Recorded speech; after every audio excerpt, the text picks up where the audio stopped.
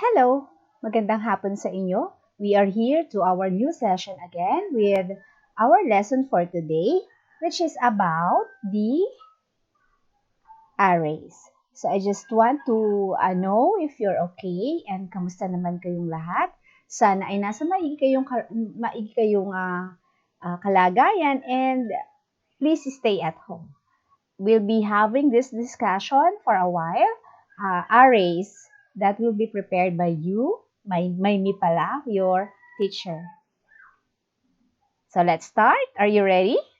Okay, let's start.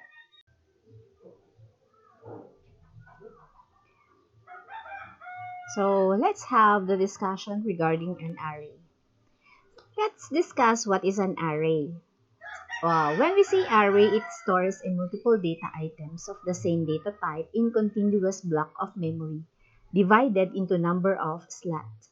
So each slot is referred to as member or an element of an array, and each slot may hold different value. And all values must be of the same data type. Java provides a data structure, the array, which stores a fixed size, a sequential collection of elements of the same type. An array is used to store a collection of data, but is often more useful to think of an array as a collection of variables of the same type.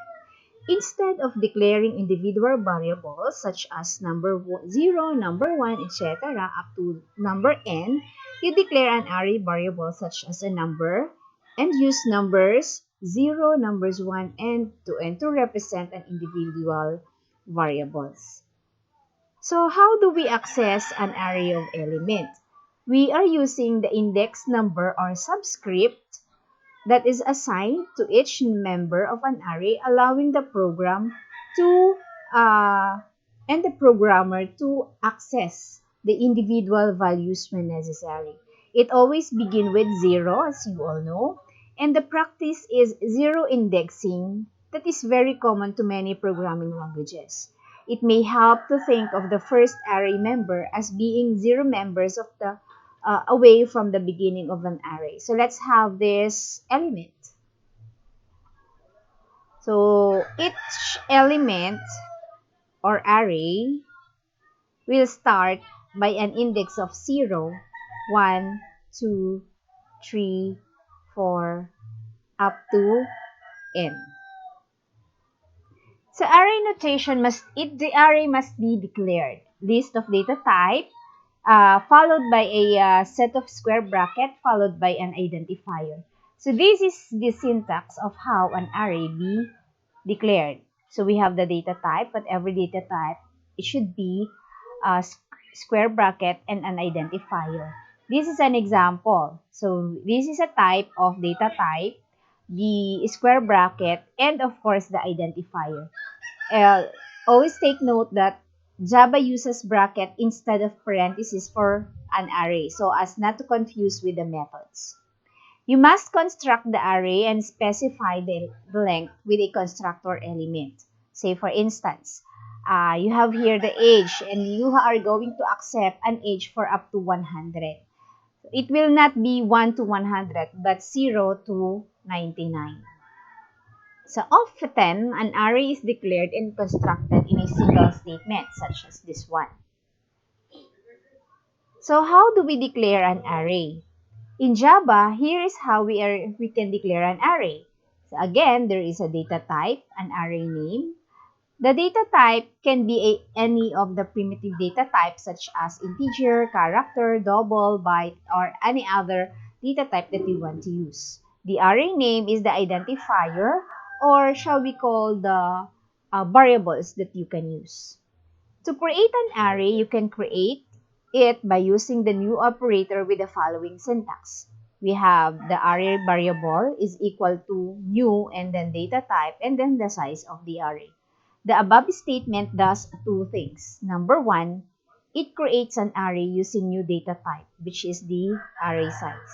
It also assigns the reference of a newly created array to a variable array reference. Declaring an array variable, creating an array, and assigning the reference to the array to the variable can be combined in one statement as shown in this statement. Data type which could be integer, and then let's say for instance the square brackets, variable name, let's say age, is equal to new. Let's say the data type would, of course, it must be of the same data type, integer, and then how many size you would like to use. Let's say, for instance, 5. That's how you create an array. Did you get that? Do you have any question? Now, alternately, you can create an array as follows. You can use data type, and then array reference variable, and then the value that you are going to use. The array elements are accessed through the index. The array indices are always zero-based. That is, they start from 0 to array reference length. Let's say, for instance, so this is an example of how we are going to process or create an array. So have here the lists, and the list is from, this array has 10 elements. Why 10? We started at 0 when we count it 1, 2, 3, 4, 5, 6, 7, 8, 9, 10. Each array can be called as an element or the value of an element. So this one is what we call the element. And each element has its own different values, such as for list 0, it has 5.6, list 1, 4.5, etc., etc. So let's have this processing array. Let's have this example. Now, we have how many array do we have? What is the length of an array here? All right, that is correct. We have 1, 2, 3, and 4. So we are talking about 0, 1, 2, 3, and each array has an element of 1.9, 2.9, 3.4, and 3.5.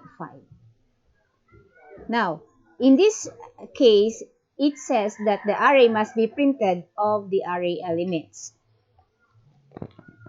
Okay, now, in this kind, or in this example, how will you process the array? First, we have to print all the array elements. We are using that length keyword in order for us to get the length of an array, which is 4. System.out.print list I. Meaning to say, you are going to print all the array elements, which is called as I. So when whatever the value or whatever the value of I here will be prompted to your screen, and then it will sum up of all the elements. We declare double is equal to total, double is equal to 0, int I is equal to 0, I is less than or equal to my list, that length. Again, we use this keyword for us to determine what is the length of an array, and then we will be summing up the list, the array list here. Now, finding the largest element, it will find whether in which element is the largest element being stored. So again, we used my list I is greater than the maximum. My list I is equal to max. So what could be the output of this program? Okay, that is correct. So we have, since we are talking about the list here, number 1, it will print as, let's see, print ln. So we have 1.9. System.out.print 1.9, and then 2.9. We also have 3.4, and then 3.5. Now, for the second one, summing up the elements, we have the total is, so we will be having total is, and then it will sum up the total elements of an array. That could be 11.7. And then, finding the largest element. So, to determine the largest element, we will be using system.out.print using this, using that code. We will be having max is 3.5. Did you get that? Now, let's have another example for using for each loop. Again, we have an array that has an element 1.9, 2.9, 3.4, and 3.5. In this kind, it will print all elements of an array. And then it's just called element. What will be the result?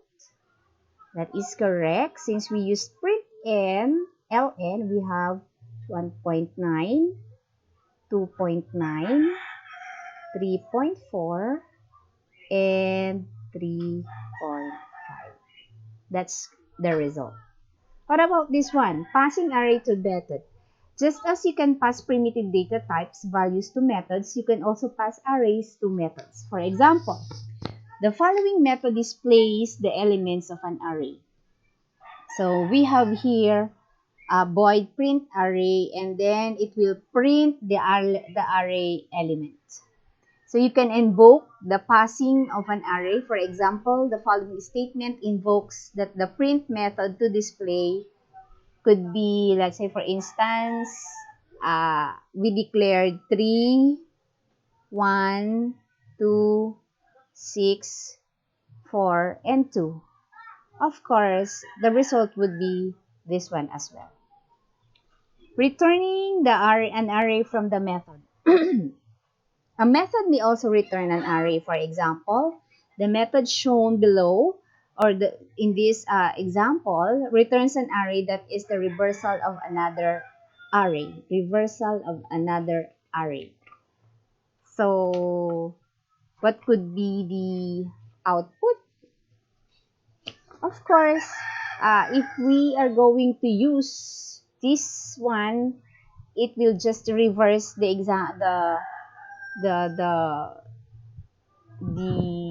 element. So it could be 4.2, 6.2, and 3.1.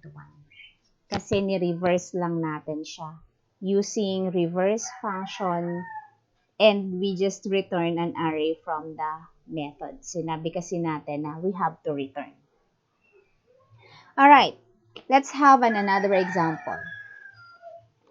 In this example, we said we create an array.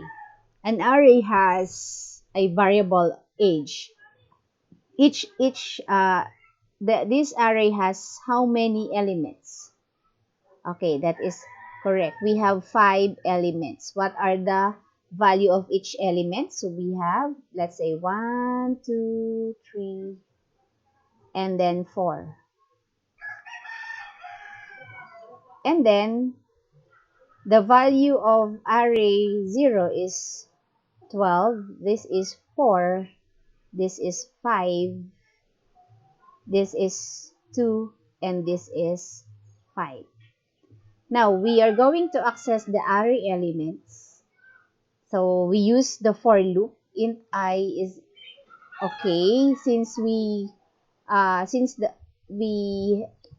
give here the length of an array, which is 5, you can use array.length or age.length.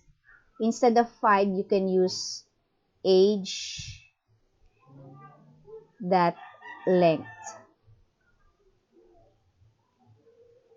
to avoid confusion. So we have element at index I and then age. Of course, what could be, since we use the println, what would be the result?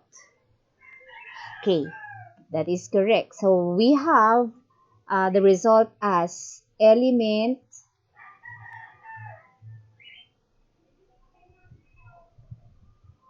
index 0, and then since we have a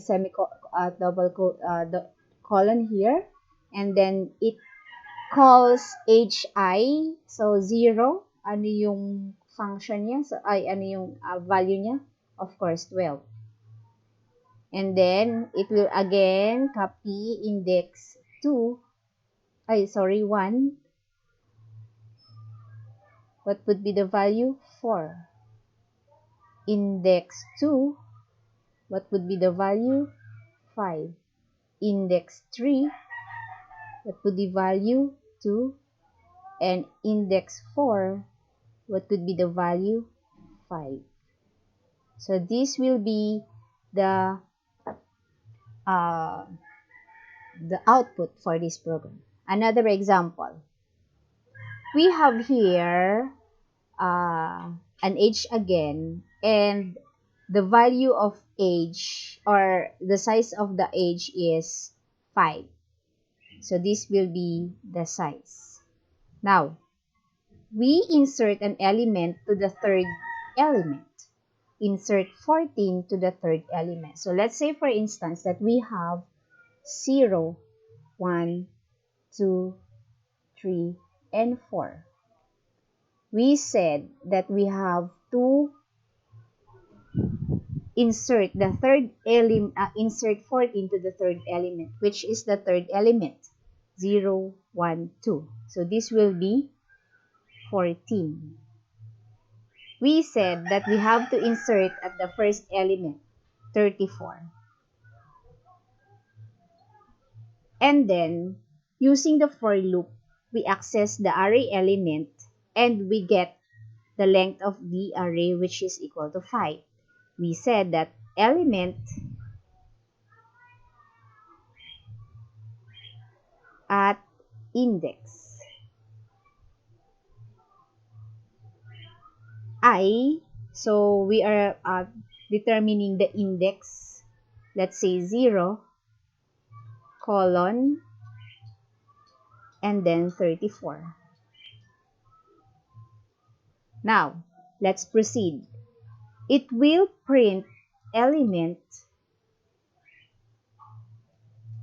at index 1. What will be the value?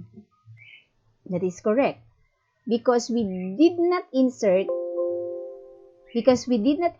any value here, so we use 0. This one is 0, and it will become 0.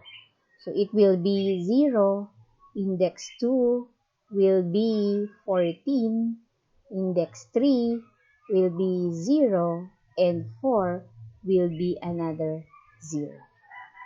Okay? Do you have any question? Are you following? Now next.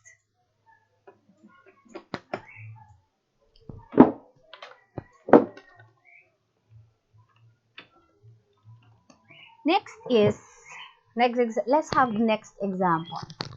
So let us assume again that the array numbers has how many elements? Okay. 1, 2, 3, 4, 5, 6, 7, 8, 9, 10. So in this program, we have 10 size of an array. Now next, we declare a sum which is equal to 0, and then average, because we are going to add up these array elements and then get their average. We use the for loop that is used to access the element, numbers to numbers, number to numbers. Now, we use this as sum plus equal to number. It is the same as sum is equal to number plus sum, plus number, which means to say we are going to add this one to this one, this one to this one, this one, this one, this one, this one, this one, and so on and so forth. And then we get the array length as numbers that length. Now, what will be the value or what will be the result? For the sum, since it will add up all the elements in our array, so we have 2 plus negative 9 plus 0 plus 5 plus 12 plus negative 25 plus 22 plus 9 plus 8 plus 12. What will be the result? Alright, that is correct. So we have sum is equal to 36. And then to get the average of an array, so we have double and then sum, and then we get the length of the array. And what is the length? The length is, of course, the size of the array. So since we get 36 as our sum, it will just get 36 divide 10. And then we get an output average is equal to 3.6. Did you get that? Alright, next. So let's have this coding guidelines. It is usually better to initialize or instantiate the array right away after you declare it. For example, the declaration, so ito yun, just like I've said a while ago, or this one.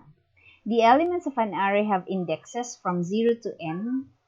So note that there is no array element. This will result in array index bound. And of course, you cannot resize an array during runtime. So this is the reserved word that I am talking about a while ago, the array length. Array length is an object that is constructed out of main storage as the program is running and do not compile time. The array constructor uses different syntax than most object constructors because it must initialize the length or the total number of elements in your array. The length of an array is fixed length in structure.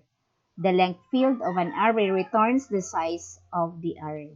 So this is how we use the length of an array. The variable name that you used and then that length. When creating for loops for process the elements of an array, use the arrays object. The length field in the condition statement of the for loop, this will allow the loop to adjust automatically for different size arrays. You can declare the size of an array in Java program using name constants to make them easy for change, such as for this example. Okay, another example. So, since we are talking about the age and we declare age as 100, so it will print 0 to 99. Again, another example, if we are going to create an array of Boolean variables with identifier, this is identifier, typo error, sorry. This array contains 4 elements that are initialized to value true, false. So, if we are going to initialize an array with a Boolean, we just use true, false, and then this one. For the number, let's say we'll be initializing the grades, so we can use this. And let's say, for instance, if we are going to declare an array using the strings, we use them or enclose them in double quotation mark. If you use a character, let's say A, and then it must be enclosed with a single quotation mark. Did you get that, class? Alright, let's move on. So, let's say for instance, we have this example, the array, the answer of the is the name of the array, the sixth element of the array will be displayed during executing. Because since we declare that the array is 5, so it will be display yung ika 0, 1, 2, 3, 4, 5. Temperature is equal to 78 after it has been executed. The fourth member of the array temperature will hold the 78 value kasi third 0, 1, 2, 3. 0, 1, 2, 3. So, ika-fourth element. Now, in this type, over time, R's is minus 40 multiplied by the rate times 6. This is calculated by taking the 7th number kasi we use 6th of the R, subtracting 40 and then multiplying it by the 7th of the rate of the. So these will be your exercises. You can use the buffered reader or J option pane. Ask for 10 numbers from the user and then your values or your array should store 10 numbers and will output the greatest value to the screen. And numbers, next is you are going to create a string which is initializes to 7 days of a week. Using a while loop, you are going to print the contents of the array. You may use do, the same for do while or for loop. Have a good day, everyone, and thank you for listening, and don't forget to subscribe to my channel. Charot. Okay, this is the sources that I've used in my discussion. Thank you and have a nice weekend, everyone.